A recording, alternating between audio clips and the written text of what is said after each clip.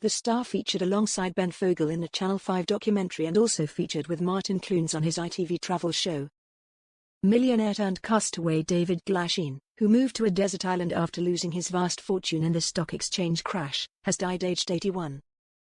Ben Fogle broke the news on Instagram although no cause of death was given. David featured in BN's Channel 5 documentary New Lives in the Wild showing his stripped-back lifestyle.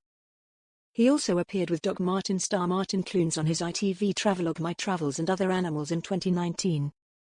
He achieved further global fame thanks to his best-selling 2019 book The Millionaire Castaway, which sold more than 250,000 copies worldwide and hit the bestseller lists in the United Kingdom. Ben paid tribute to the ex-gold mining tycoon and property magnate, who was once worth $22 million, writing, "So sad to hear that Dave Glasheen has passed away. He was one of the first wild men I visited for New Lives in the Wild. He lived alone on Restoration Island in northeastern Australia with just his beloved dog/dingo Crossy for company." Dave had lost his multi-million-dollar fortune overnight and on a whim moved to remote Restoration Island where he finally found happiness in tranquility and isolation. "He really was one of a kind and I feel so fortunate to have met him a few times and spent time with him on his little Australian paradise. It saddens me that so many of the folk I have met over the years are passing away, but it is also a reminder of the value and preciousness of life. Make the most of this short time we have." Dave was 81 and lived the richest life I know.